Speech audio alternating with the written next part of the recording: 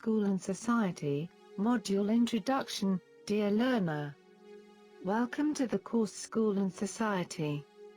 It is assumed that if the teacher is to be an informed, critically reflective, and aware member of the teaching profession, he or she should develop an understanding of his or her role in society, as well as the role of the school as a socializing agency and institution in Ethiopian society.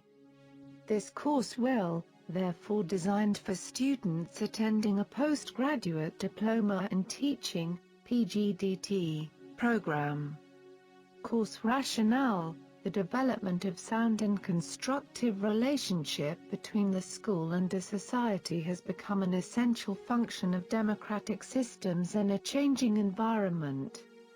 Evidently, schools cannot adopt themselves to the swift changes or make the necessary improvements without involving their societies.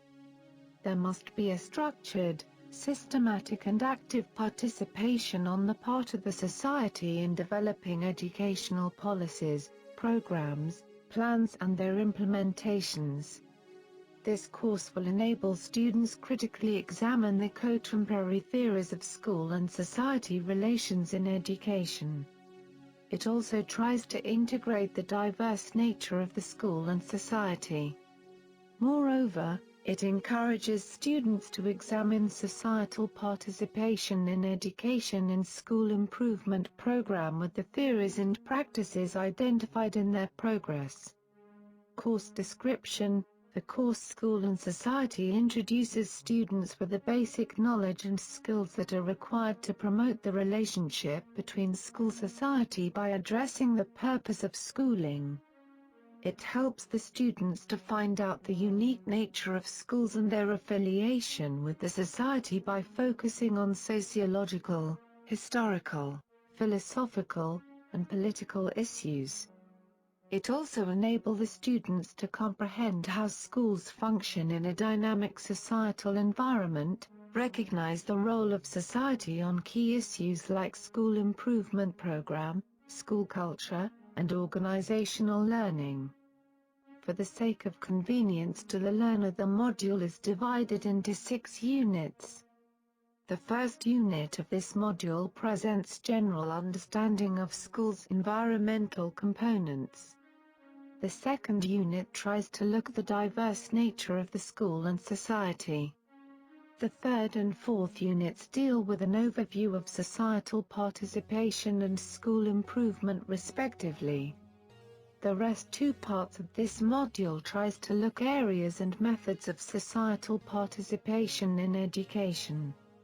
Learning outcomes of the course: on successful completion of this module, students will be able to explain the essence of school and society, describe the major components of school environment, illustrate the unique characteristics of schools and educational organizations, explain the rationale of creating close relation between the school and society, describe the major approaches to creating better school and society relations, portray the purpose of schooling in addressing the contemporary goals of education, appreciate major challenges to create close relations between the school and the society, design and monitor viable school and society relation strategies that promote cooperation between the schools and their societies, manage diversity existing within the society and the school community, explain the role of the society in improving schools, in creating safe, sound, attractive and supportive school environment. Unit 1, Understanding the School's Environmental Components. Unit Introduction. Dear learner, welcome to the first unit, which is regarding conceptual framework. This unit, as an introductory part of this module, deals with the basic concepts and theories of school and society relations and environmental components. Accordingly, the whole unit is divided into 4 sections.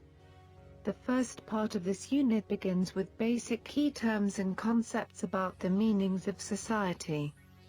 At the same time, It gives insights with regard to the nature and characteristics of society. Then we will discuss about the unique nature of educational organizations and the schools. Finally, it attempts to provide the rationale for school-society relations in education. I hope you will have a nice time reading and doing your activities throughout the unit. Unit learning outcomes. Upon completion of this unit, you should be able to differentiate the essence and characteristics of community, conceptualize the unique nature of educational organizations and schools, portray the purpose of schooling in addressing the contemporary goals of education, explain the different segments components of the society around the school, adapt goals of school-society relations to the contexts and realities of schools and educational institutions. Discuss the rationale for school-society relations. Lesson 1, Defining a Society. Activity. Dear learner, what is your definition of society? Think of a society which you are a member and try to describe it as much as you can.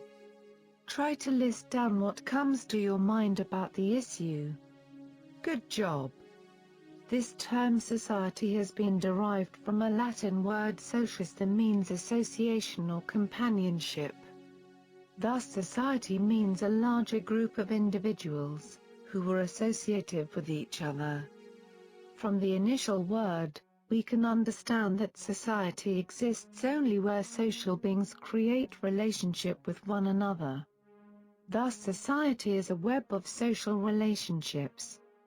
However, society is defined in a number of ways by various practitioners, such as educators, anthropologists, sociologists, political scientists, etc. So, let us look some of the definitions given by different disciplines. Sociologists define society as the people who interact in such a way as to share a common culture. The cultural bond may be ethnic or racial, based on gender, or due to shared beliefs, values, and activities. The term society can also have a geographic meaning and refer to people who share a common culture in a particular location. For example, people living in Arctic climates develop different cultures from those living in desert cultures, as Ione, 1996. From the above definition, culture and society are intricately related. A culture consists of the objects of a society, whereas a society consists of the people who share a common culture. When the terms culture and society first acquired their current meanings, most people in the world worked and lived in small groups in the same locale. However, in today's world of more than 6 billion people, these terms have lost some of their usefulness because increasing numbers of people interact and share resources globally. Still, people tend to use culture and society in a more traditional sense. For anthropologists and sociologists, human societies are most often organized according to their primary means of subsistence. Based on this, social scientists have identified society as hunter-gatherer societies, nomadic pastoral societies, horticulturalist or simple farming societies, and advanced or intensive agricultural societies, also called civilized societies. Some consider industrial and post-industrial societies to be qualitatively different from traditional agricultural societies. Some also used special or different name, for example fishing societies or maritime societies. In political science, societies may also be organized according to their political structure. In order of increasing size and complexity, there are bands, tribes, chiefdoms, and state societies. These structures may have varying degrees of political power, depending on the cultural, geographical and historical environments that these societies must contend with.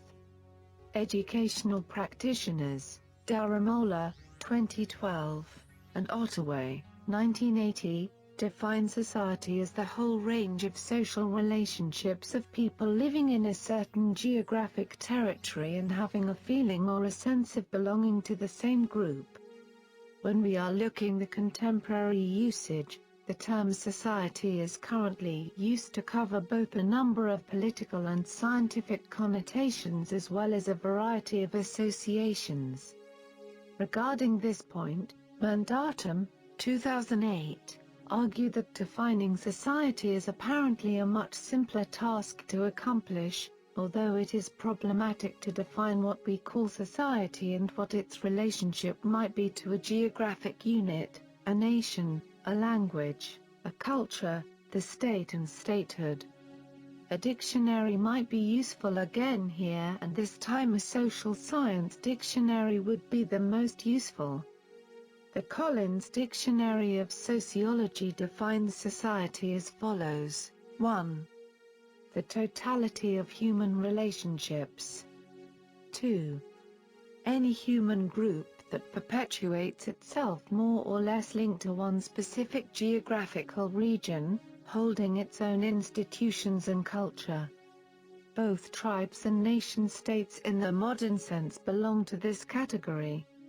Activity. Dear learner, what do you deduce from the definitions given by educators, anthropologists, sociologists, political scientists regarding society?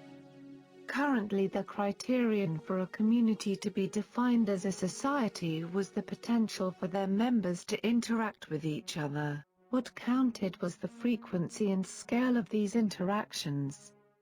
Even in the most isolated societies there must exist some communication among its members, otherwise they could not be called societies. Another criterion for recognition of a society, besides those above, is whether its cultural and institutional continuum could be sustained in the course of its history. However, the most recent sociological trend shows a different direction. Society as a basic concept may no longer be the key to getting to know our world, since the examination of single societies may divert our attention from other interactions taking place between and beyond societies, such as globalization. Mandatum, 2008. Globalization refers here to the increased interdependence and mutually exerted influence between countries and between human communities on a global level, which shapes economic, cultural and political subsystems. Based on this influence, information society is a term used to describe the most recent stage of social history. In the 20th century, the most developed countries gradually entered the state of information society, and it is expected that within a matter of a few decades the majority of the world's population will be living and working in a global information society. From the above definitions, society can be understood as a collection of individuals. A group of humans broadly distinguished from other groups by mutual interests, participation in characteristic relationships, shared institutions, and a common culture. At the same time, society considered as institutions and culture of a distinct self-perpetuating group. An organization or association of persons engaged in a common profession, activity, or interest.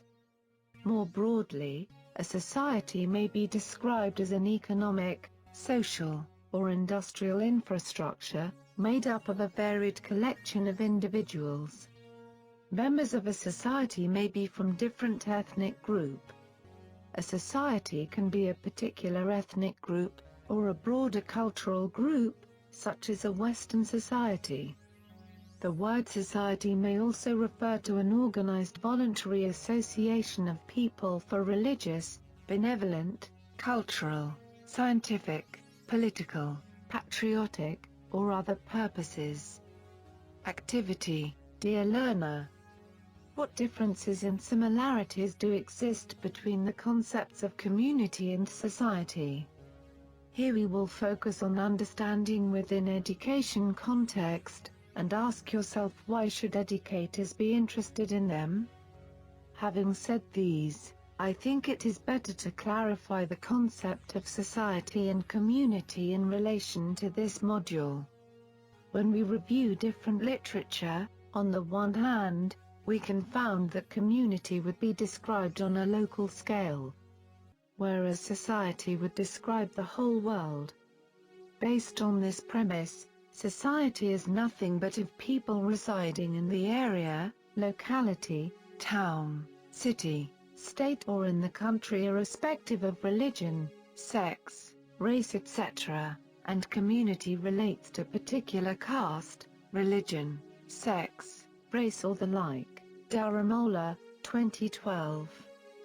Ottaway, 1980. On the other hand, the term community has two distinct meanings. 1.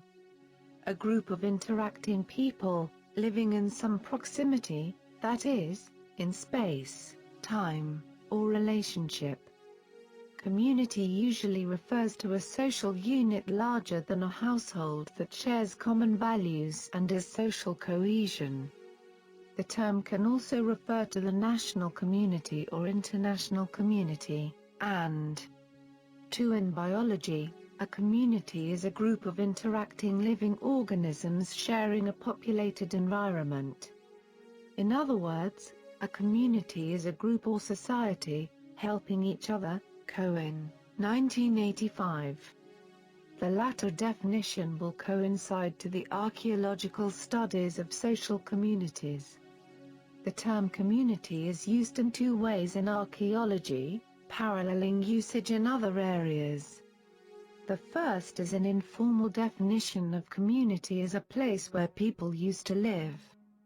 In this sense it is synonymous with the concept of an ancient settlement, whether a hamlet, village, town, or city.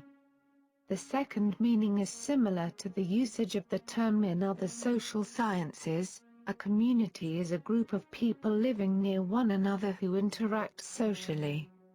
Hence, in establishing the theoretical framework for this module, I think it is better to explore the initial word derivation of the two concepts. The word community is derived from the Old French communite, which is derived from the Latin communitas, come, with together plus munus, gift, a broad term for fellowship or organized society. As we have seen the term society in the first lesson of this unit, the word society has been derived from a Latin word socius that means association or companionship. Thus society means a larger group of individuals, who were associative with each other. Against the backdrop of the above, here we will initially explore the term society. Community has common features to address the same concept. There is, of course, a strong possibility that these different ways of approaching society community will overlap in particular instances. Thus, when we say society community, it connotes as an organized group of persons associated together for religious, benevolent, cultural, scientific, political, or other purposes. And, it is a highly structured system of human organization or a body of individuals living as members of a community. Territorial or place society community can be seen as where people have something in common, and this shared element is understood geographically. At the same time, in interest or elective communities people share a common characteristic other than place.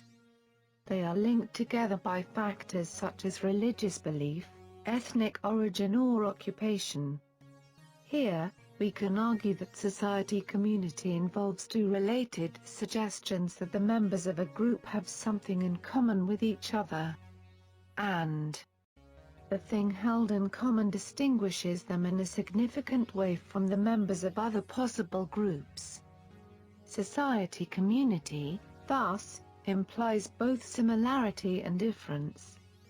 This leads us to the question of boundary: what marks the beginning and end of a society community? From the latter it is clear that boundaries may be marked on a map, as administrative areas, or in law, or by physical features like a river or road or common interest and the like. It is the nature of the relationships between people and a social network of which they are a part that is often seen as one of the more significant aspects of society community. In other words, interaction enables people to build society's communities, to commit themselves to each other, and to knit the social fabric. To sum up this portion, the school community is generally considered to include students, families, school staff, other professionals, other support staff and volunteers. The school community may also include members of other organizations in the wider community who support the operation of the school, that is society. Therefore, throughout this module, we use the term society community as one concept, and preferably, we use the term society as generic word in all sections of this module. Activity: list down and identify the main features of society and discuss them with your peer. How a society does benefit its members. Lesson 2: Understanding the nature and characteristics of society. Dear learners, in the previous section we have seen that society can be defined according to the characteristics that the members share, such as culture, language, tradition, law, geography, class, and race. This implies that some societies are homogeneous while others are heterogeneous, and some are united while others conflictive. Some communities are governed and managed by leaders chosen democratically, and some others are governed by leaders imposed from above who represent central authorities. However, there are some elements that members of society have something in common.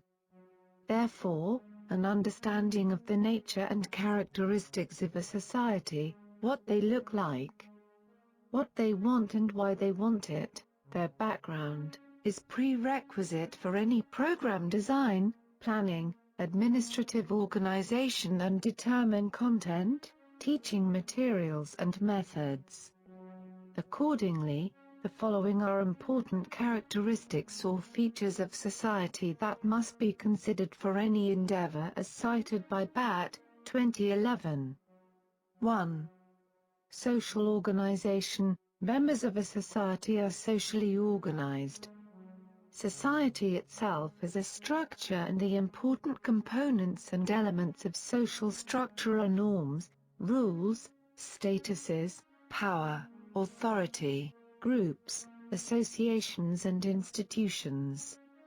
The norms are the important which give it stability, order and structure to human society, that without them social interaction would be difficult and chaotic. Organization of human society is maintained with the help of norms and institutions that pervade the society. Social organization helps maintain society in social equilibrium. 2.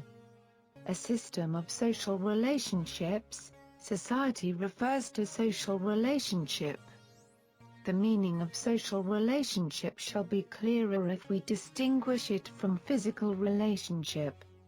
Social relations are those which exist between mother and child, brother and sister, teacher and student, husband and wife, etc., are determined by reciprocal awareness or interaction. Without reciprocity there is no social relationship, no society. Thus society is a network of social relationship. Human societies are characterized by patterns of relationships between individuals who share a distinctive culture and institutions. A given society may be described as the sum total of such relationships among its constituent members. 3. Variety of interactions. The society is full of interactions and the different social processes and going on in the society. The people come face to face and interact among themselves. People share certain interests, attitudes, aptitudes, traditions, customs, values, objectives and mores. The people of the society depend upon each other for their survival. The self influences society through the actions of individuals, thereby creating groups, organizations, networks, and institutions. And, reciprocally, society influences the self through its shared language and meanings that enable a person to take the role of the other, engage in social interaction, and reflect upon oneself as an object. 4. Comprehensive culture. Every society has its own distinctive culture, and the individual relationships are organized and structured by the culture.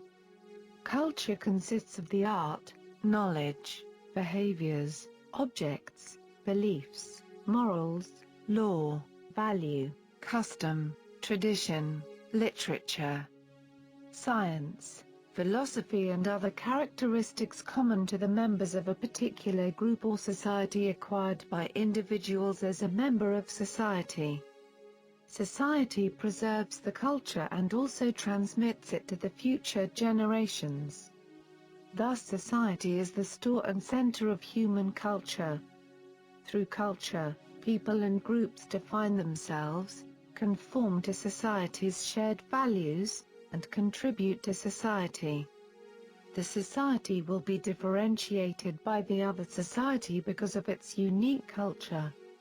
Culture is present in human society and the same is absent in animal society. Thus, culture includes many societal aspects: language, norms, mores, rules, tools, technologies, products, organizations, and institutions.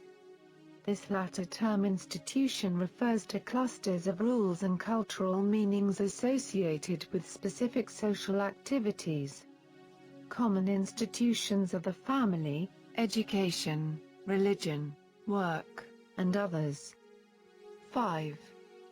Functional differentiation. All the individuals in human society never perform similar activities and functions.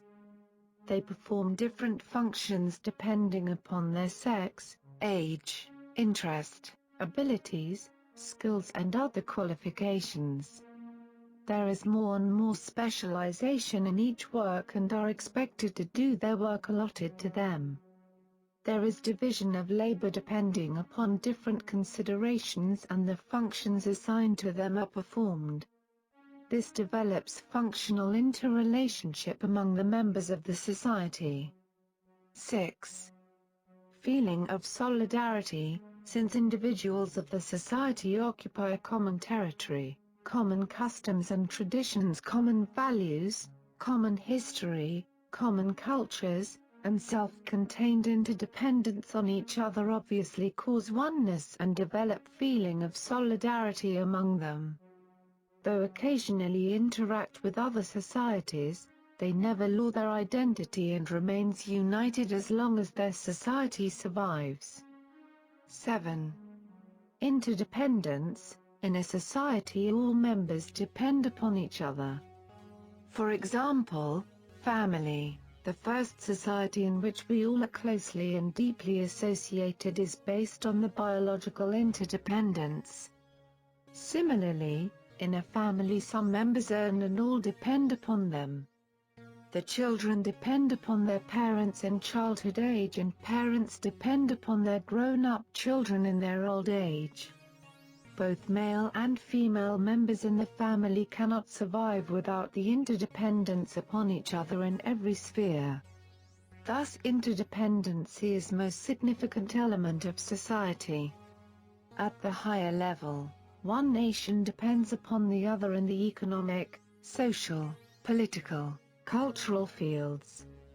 8. Likeness. Society means likeness. It exists among like beings, like bodies and like-minded people. It is likeness which provides for understanding each by the other.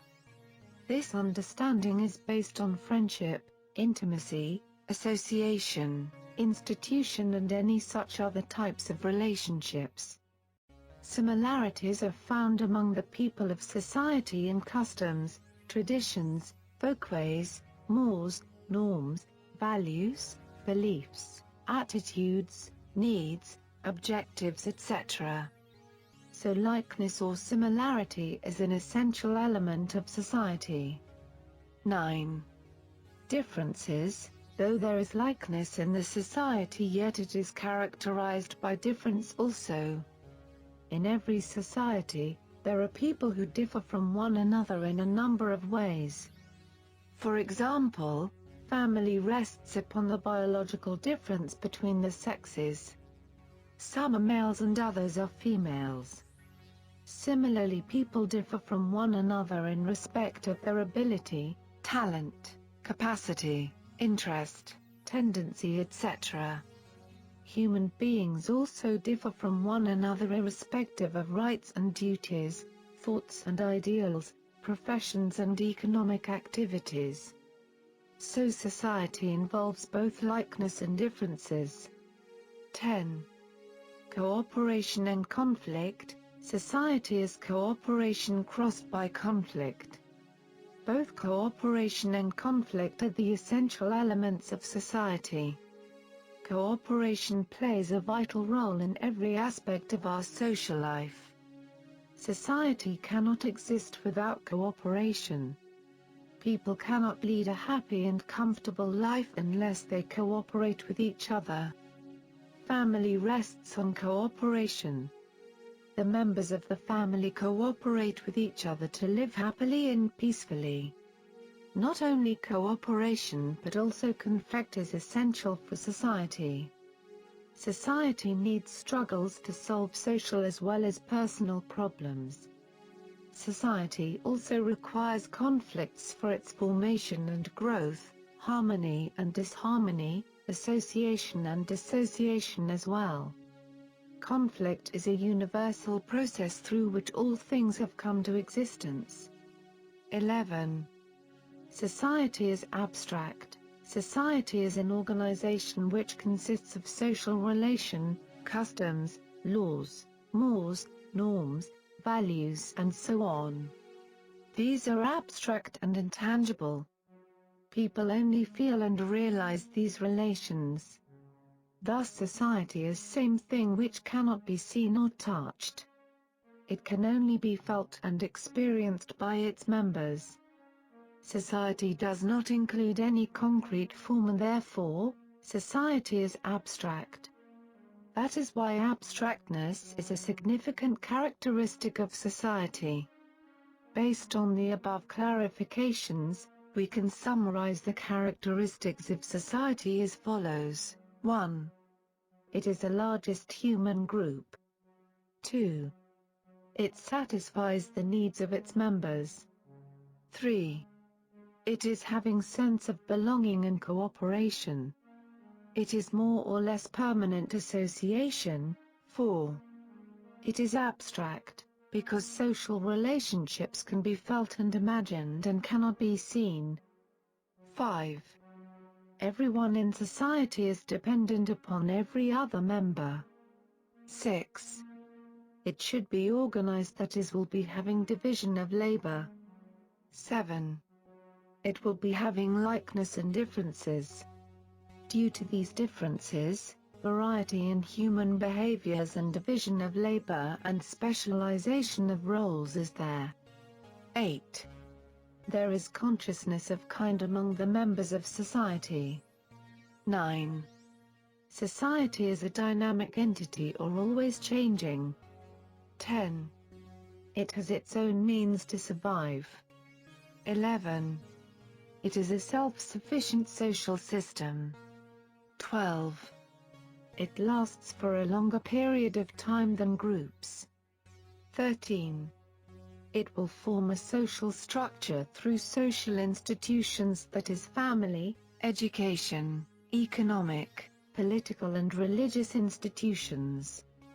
These basic 5 institutions are found in all societies of the world.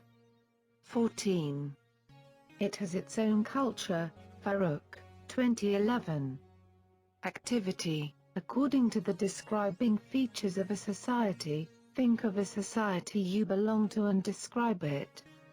What are the issues to be analyzed for the better understanding of a given community? Nice.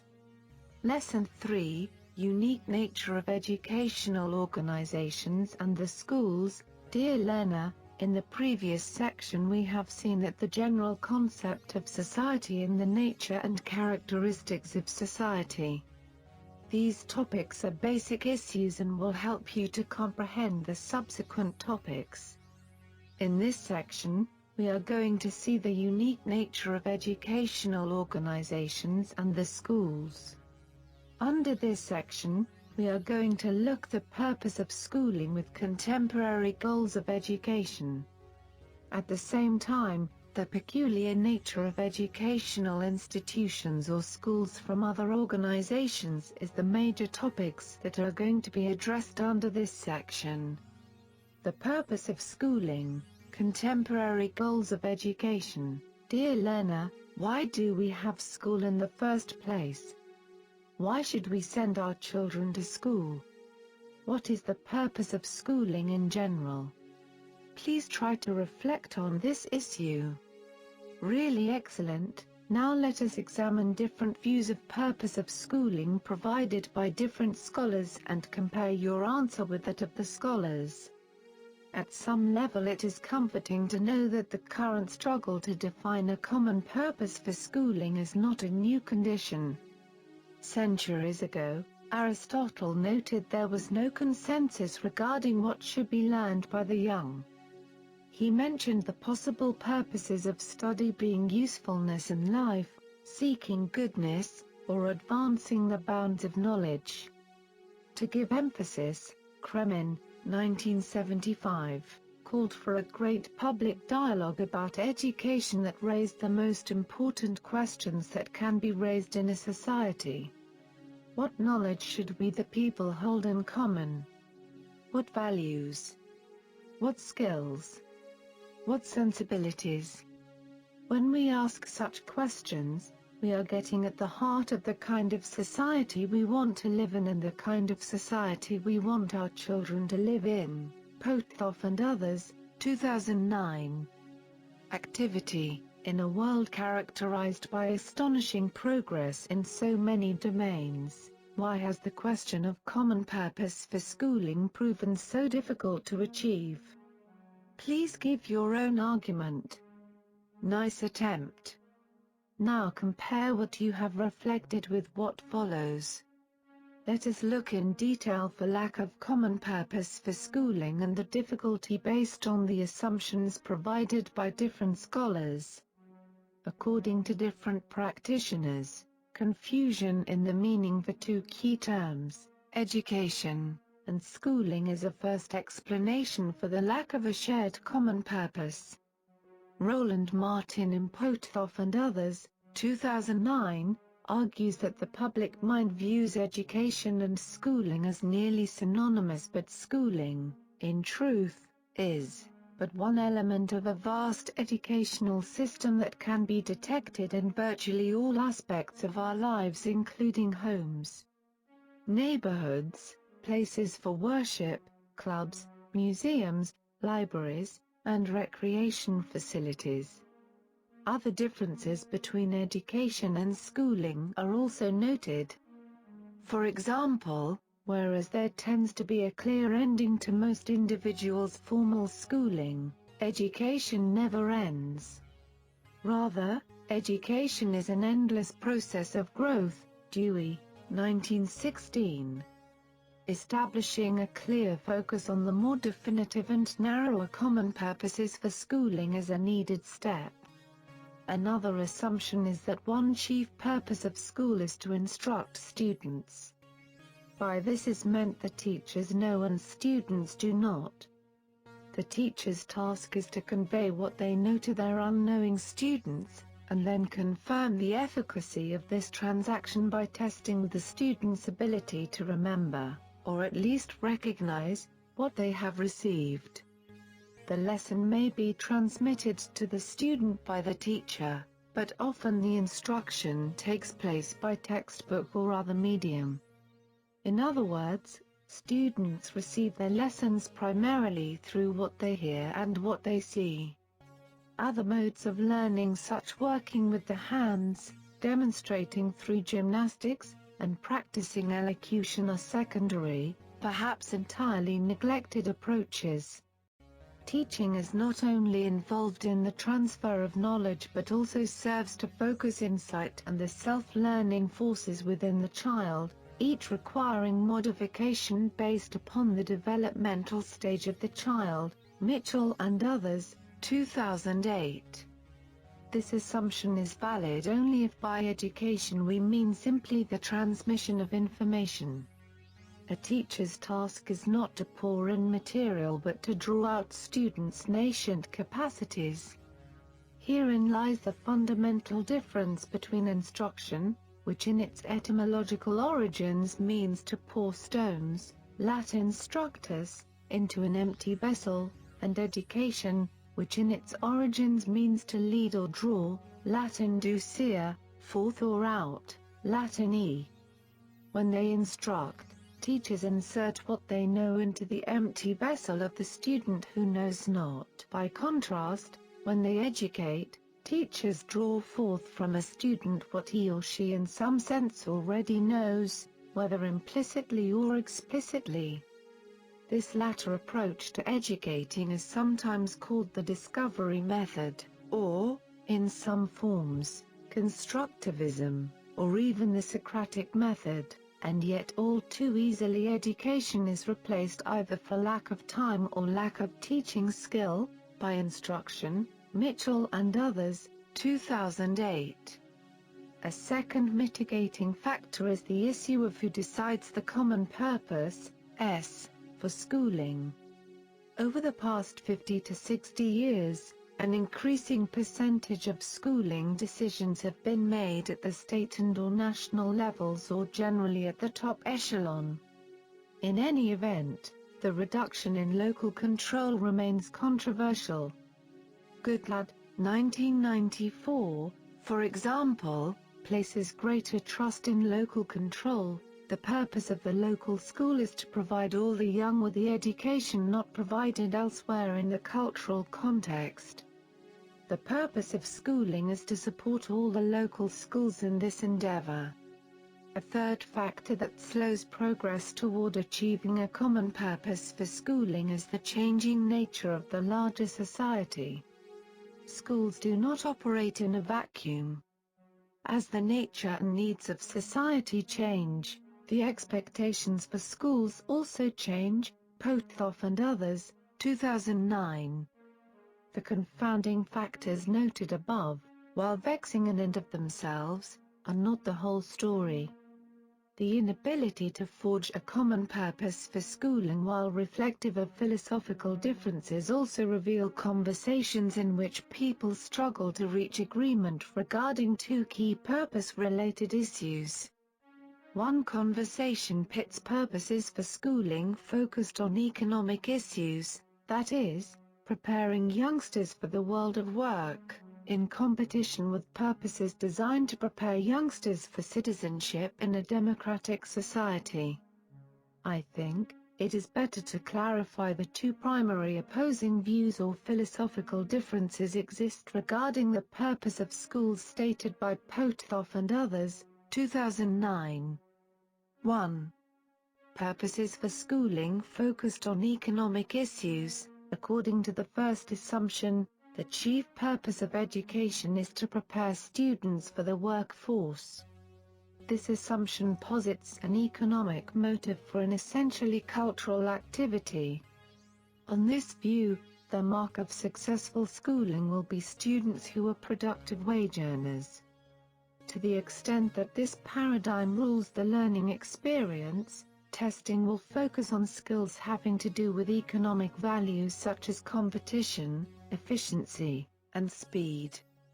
Based on this, The primary purpose of schools should be to create workers who have skills and personal styles to fill and perform available jobs, and schools need to ready the next generation to compete in the global marketplace. Hence, as an approach, schools are expected to perform two essential tasks. First, create a pool of workers with at least minimum competence and attitudes from which businesses can select employees.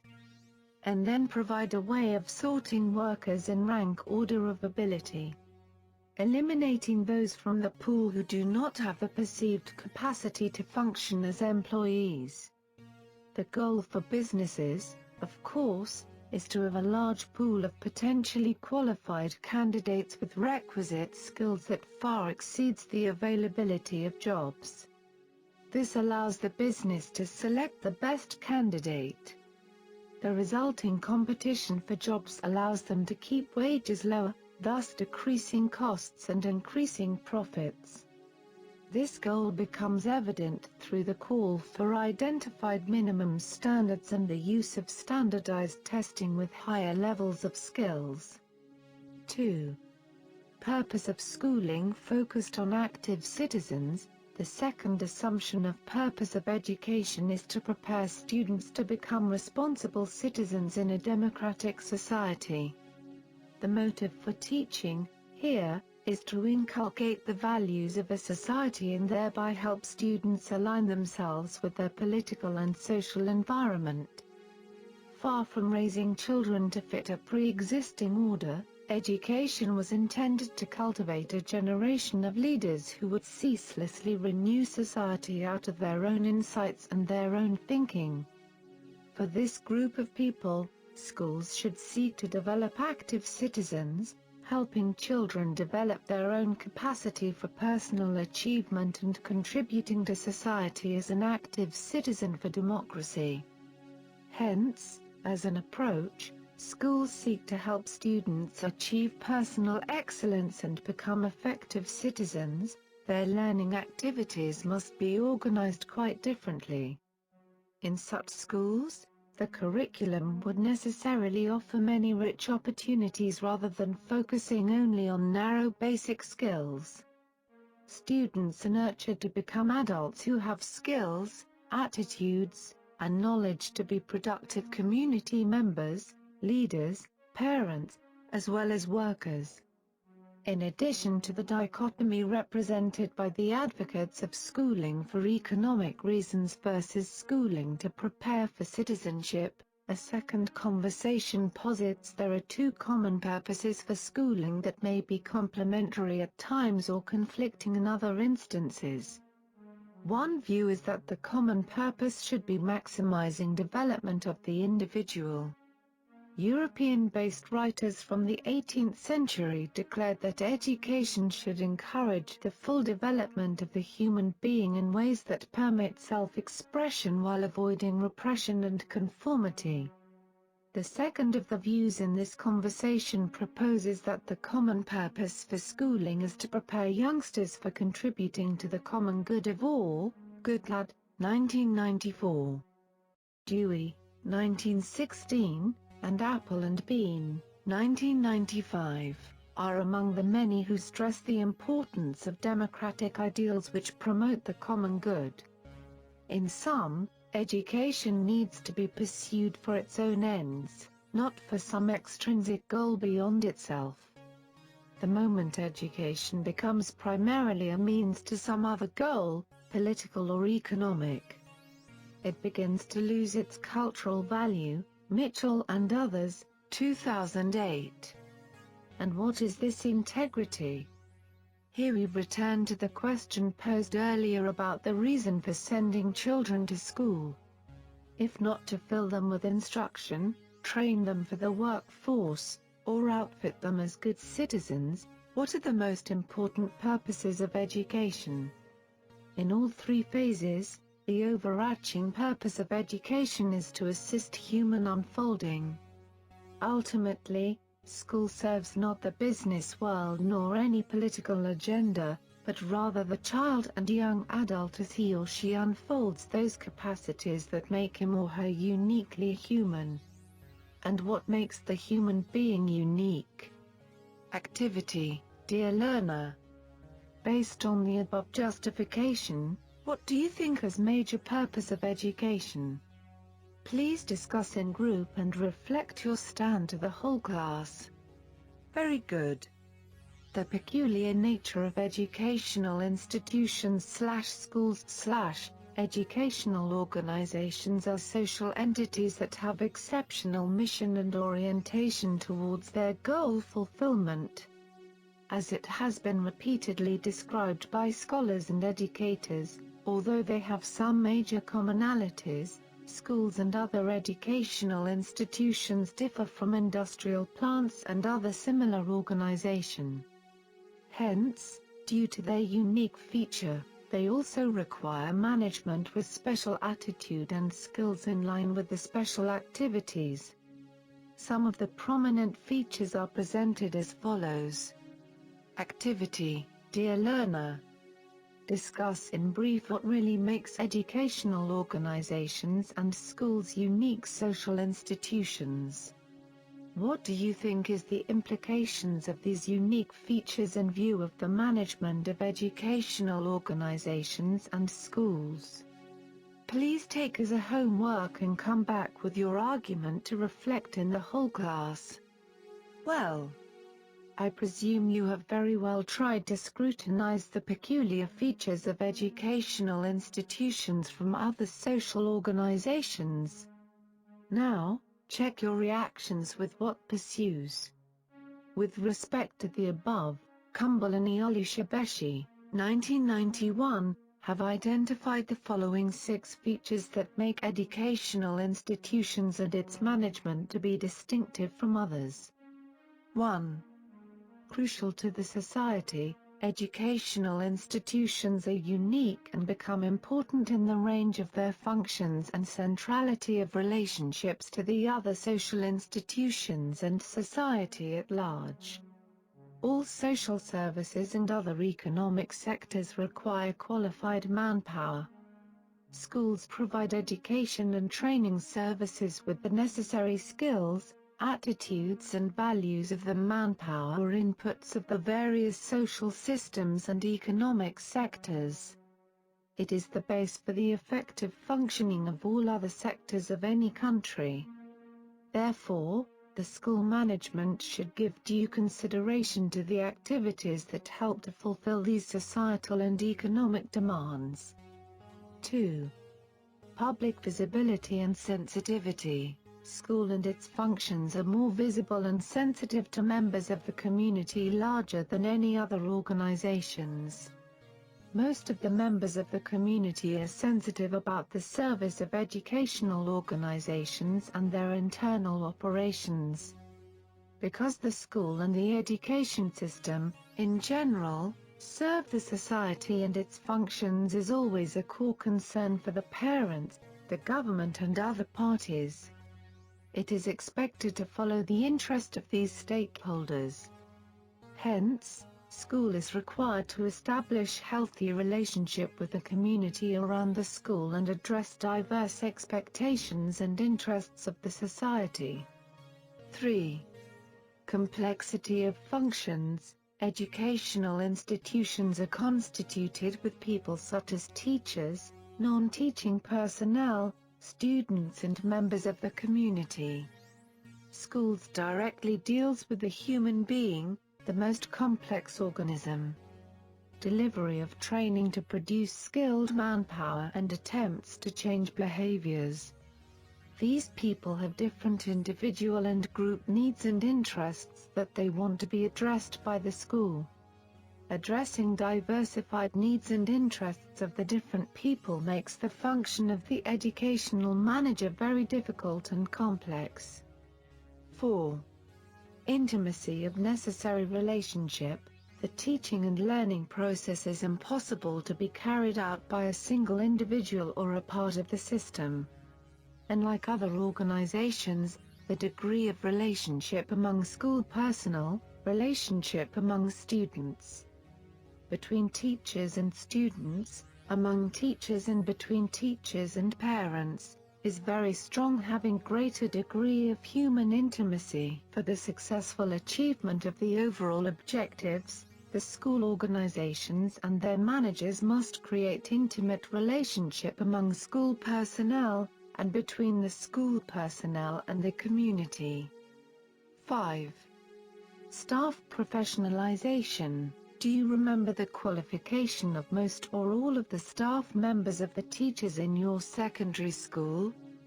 What was the qualification of the principal of the school? The managers and most or all staff in schools are from a common professional background with shared values, training, and experience, and relatively constitute more professionally trained manpower.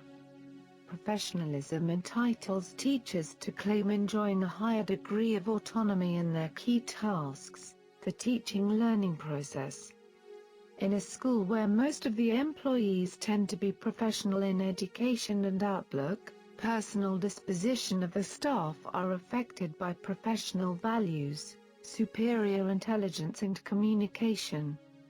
In such a situation, it seems clear that managers in schools must pay greater attention to personal dispositions than managers in factories and other service-giving organizations. Therefore, schools cannot be managed in the same way as factories or offices. For instance, decision-making in schools should be organized on a participatory approach rather than on hierarchical basis. 6. Difficulty in appraisal, as it is described by Bush, A.L., 1980, the raw materials of schools are mainly human beings. These raw materials, at the end of the education program and in the process of education, are expected to manifest desirable behavioral changes.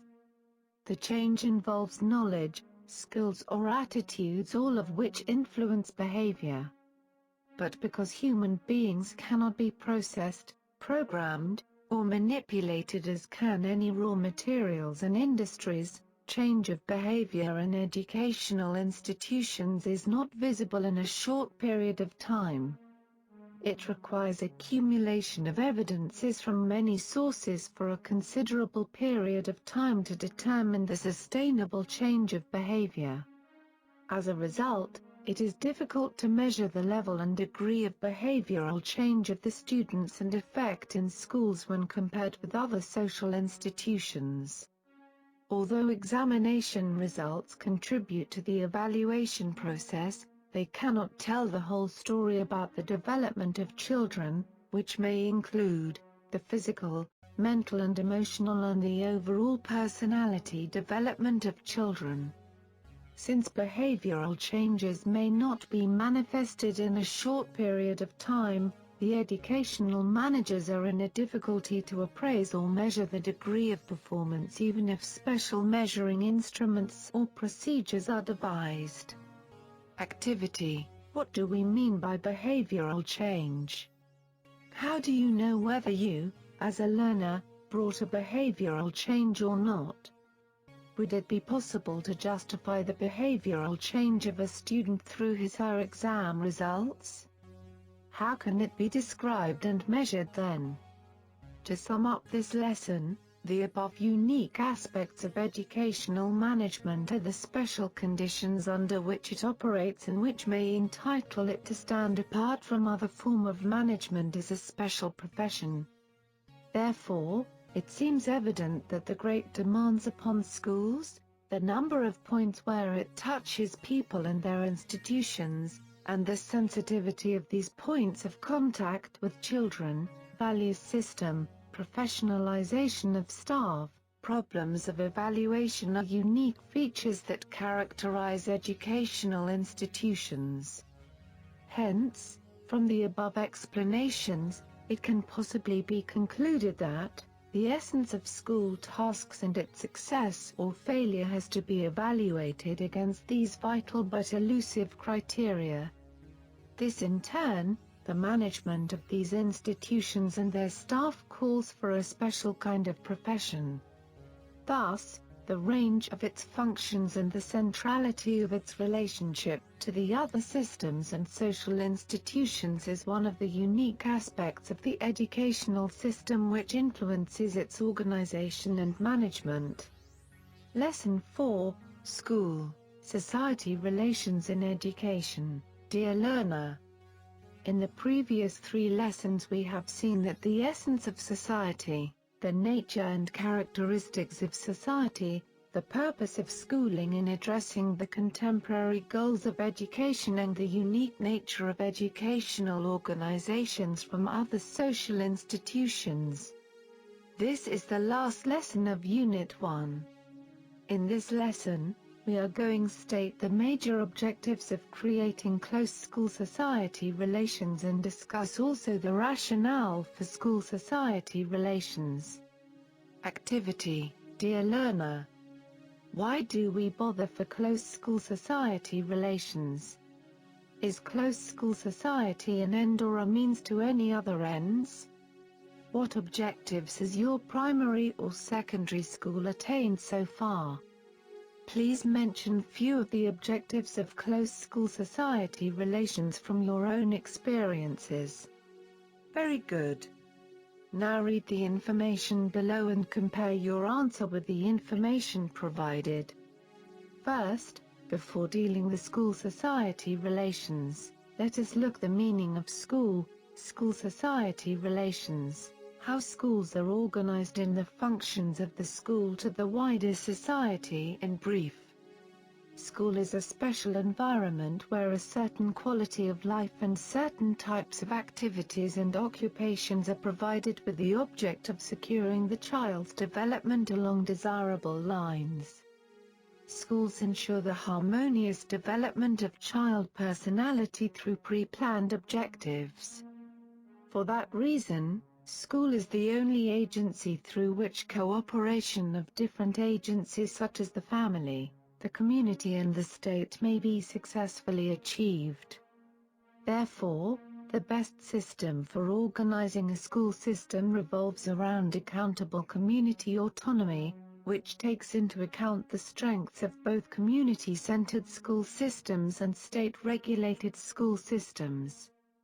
Here, school-society relations refers to as a systematic function of on all levels of school system, established as a program to improve and maintain optimal levels of student achievement and to build public support. Perhaps another way of expressing the same concepts is to say that sound and constructive relations between the school and society are achieving through a process of exchanging information, ideas, and viewpoints out of which common understanding are developed and decisions are made concerning essential improvements in the educational program and adjustments to the climate of social change. Hence, the greater the community involvement in the process, the greater the input of different groups within the community, then the more likely that what is generated will be an accurate reflection of that society. Thus, by actively involving children and adults in decisions about education about issues that concern them, and aspects of community development, appropriate decisions could be made about problems within the community. Having said these, let us now come to our focus on the relationship between education and society. It acknowledges a strong relationship between the two concepts. Education is seen as a means of cultural transmission from one generation to another in any given society. On the other hand, we have seen that society is the whole range of social relationships of people living in a certain geographic territory and having a sense of belonging to the same group. The relationships between the two concepts are so strong that it is not possible to separate them because what happens to one affects the other and whatever occurs in the society influences or shapes the educational system in all its ramifications. Educational institutions are micro-societies, which reflect the entire society. The education system in any given society prepares the child for future life and instills in him/her those skills that will enable him/her to live a useful life and contribute to the development of the society. When we are looking at rationale, Daramola, 2012, disclosed that education as a social phenomenon does not take place in a vacuum or isolation. It takes place in the society, and this normally begins from the family, which is one of the social institutions responsible for the education of the child. Many sociologists have observed that there is a strong relationship between education and society. This observation is born out of the fact that it is not possible to separate or draw any line of demarcation between the two concepts. Durkheim, 1961, was one of the first sociologists to appreciate the relationship between education and society. He saw education as a social phenomenon through which a society assumes its own continuity by socializing the young in its own image. The components of the educational system that constitute perfectly defined facts and which have the same reality as another social fact are interrelated.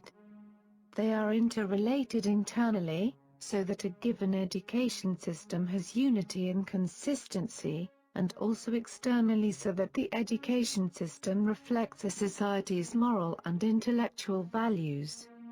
In every society, whether developing or developed, complex or primitive, there is always an education system. Education systems are not the same, as no two societies are identical. Therefore, education systems differ from society to society, and their aims, contents and techniques also differ from one society to another. From the foregoing, one might postulate that educational institutions are micro-societies, which mirror the entire society. This is one of the reasons why societies try to evolve education systems and policies that would meet the needs, beliefs, attitudes and the aspirations of their people. Havergast, 1968, observed that the way to understand a society's education system is to understand how it is related to the other basic institutions of that society, in particular the family, the church, mosque, the state, the polity and the economy. We have seen education in particular as a means of cultural transmission from one generation to another. The parents are the first teachers of the child, and they still maintain an educative function throughout the early and formative years of the child. In most of the developing nations of the world, including Ethiopia, parents are responsible for sending their children to schools. Schools are established in many societies of the world so as to instill in the students those skills which will afford them the opportunity of taking their rightful positions in the society. But this function cannot be adequately accomplished without the assistance of the home, because both the home and the school perform complementary functions in the moral and intellectual development of the child. This means that the child cannot be educated in a vacuum or in isolation. Therefore, for a child to be educated there must be interaction between him/her and his/her physical and social environment. By this we mean that education is the development of personality. It is something which goes on both inside and outside the home and in the school. In other words, education is an activity of the whole community. This means that education is used in the transmission of the cultural values. One important implication of looking at education as the transmitter of cultural values is the fact that education can be influenced by the culture of the society in which it takes place.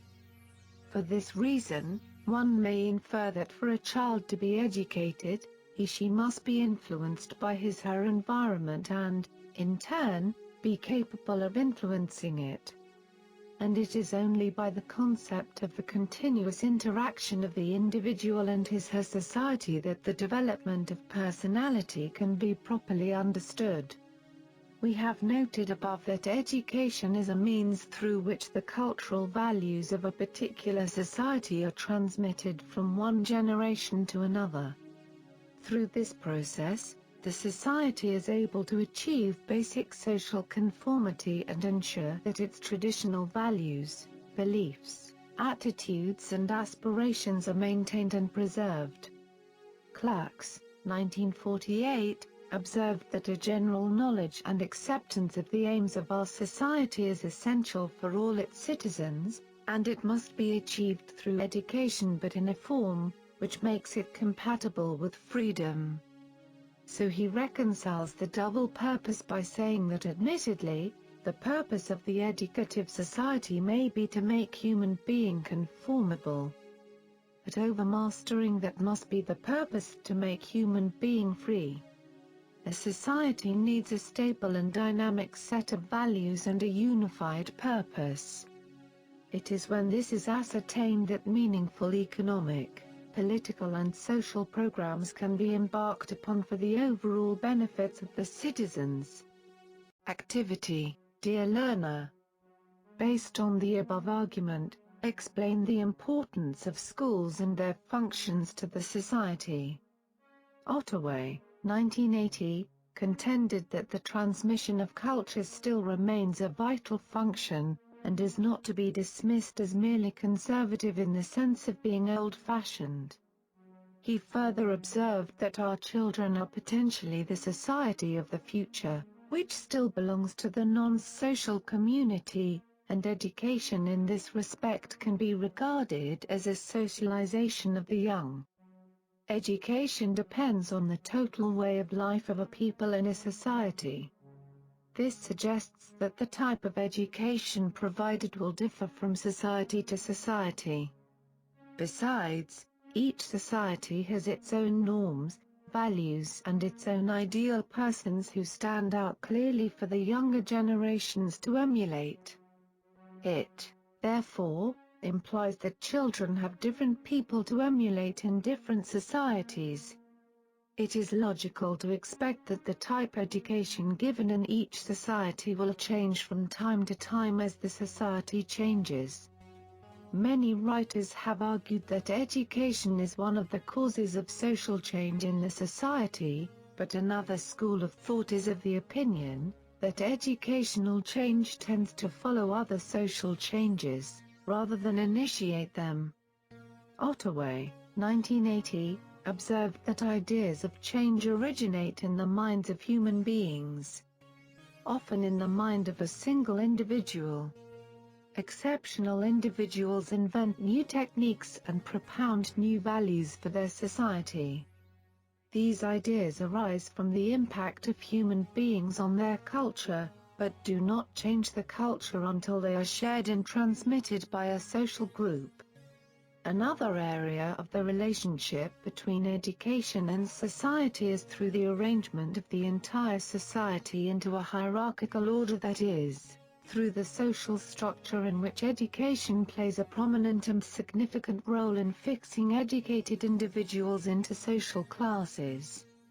Ottaway, 1980, observed that education is the process of preparing people to fit into this complex social structure and to play particular social roles as members of more than one institutional group.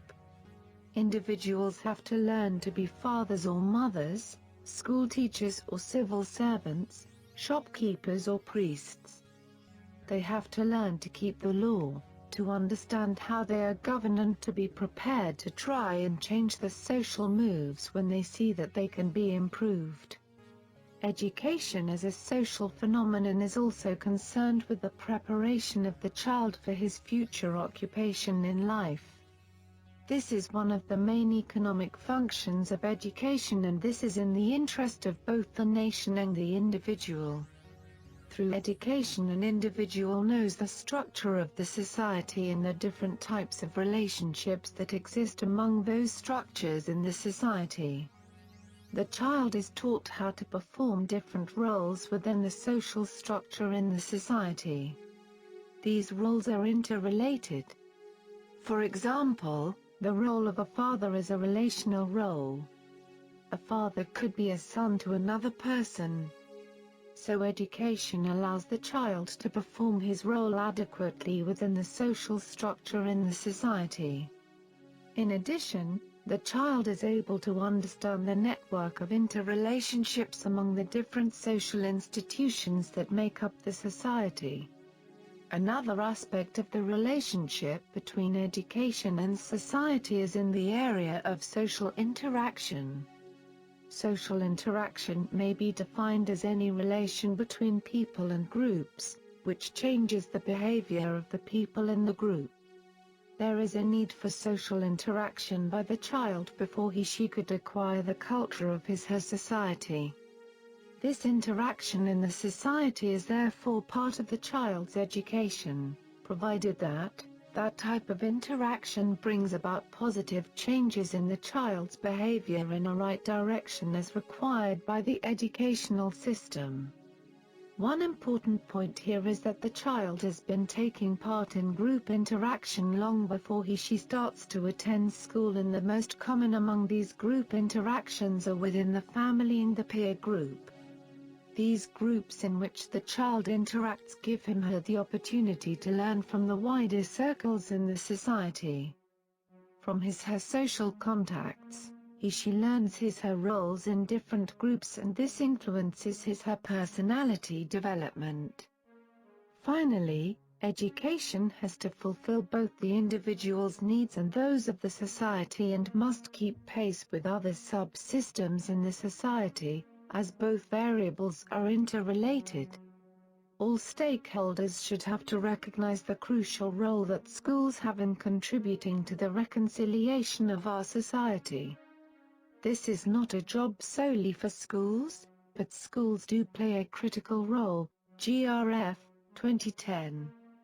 For that reason, the school committees, school councils or parent-teacher groups established to facilitate participatory decision-making must be based on a collaborative management philosophy of governance.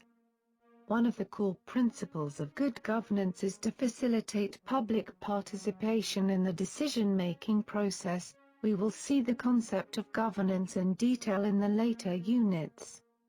Unit Summary: a society is nothing more than a group of people who voluntarily pool their efforts in support of shared goals and values.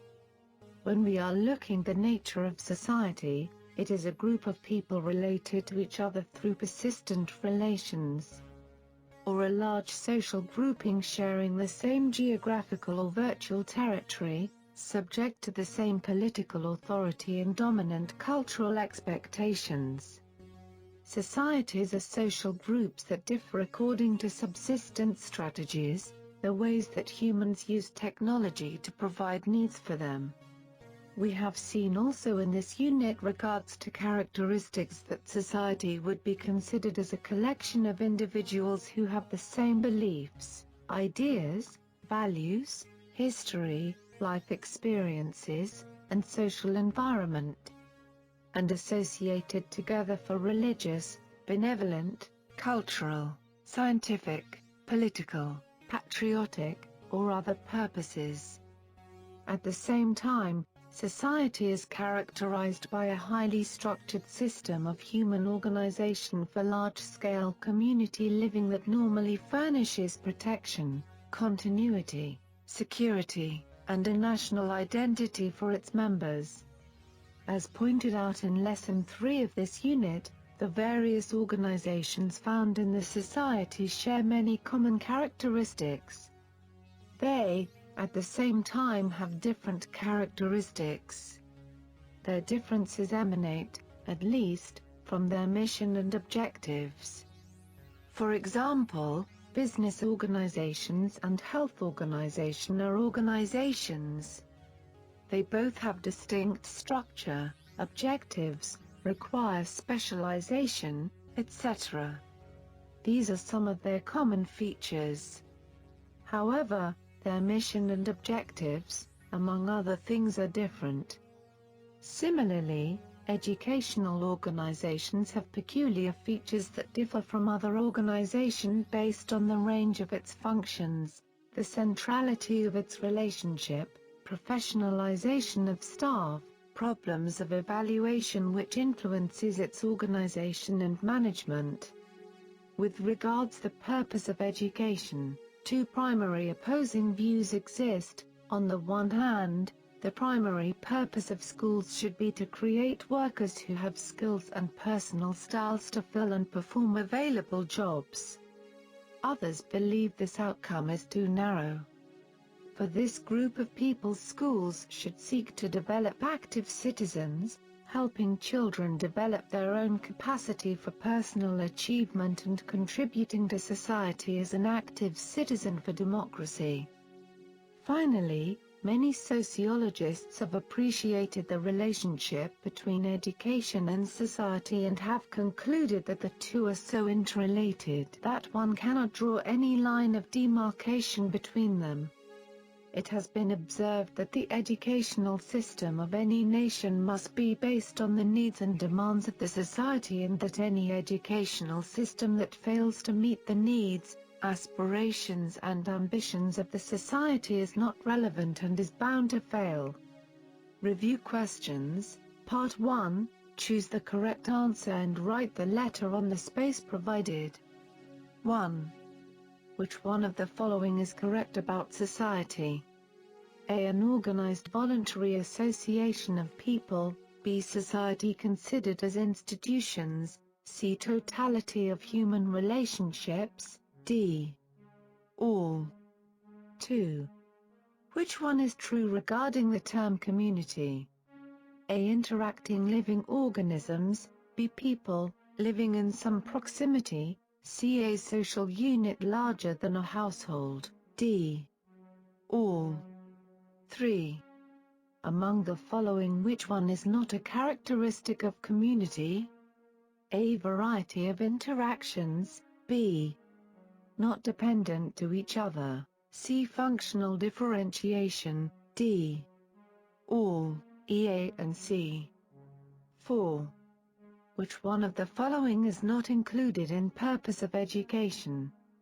A. Prepare students for the workforce. B. Schooling focused on economic issues. C. Purposes for citizenship in a democratic society. D. All. E. None. 5. Which one of the following are not considered as the relationship between education and society? A. Transmission of the cultural values. B. Arrangement of the entire society into a hierarchical order. C. Preparation of the child for his future occupation in life. D. All except A. E. All.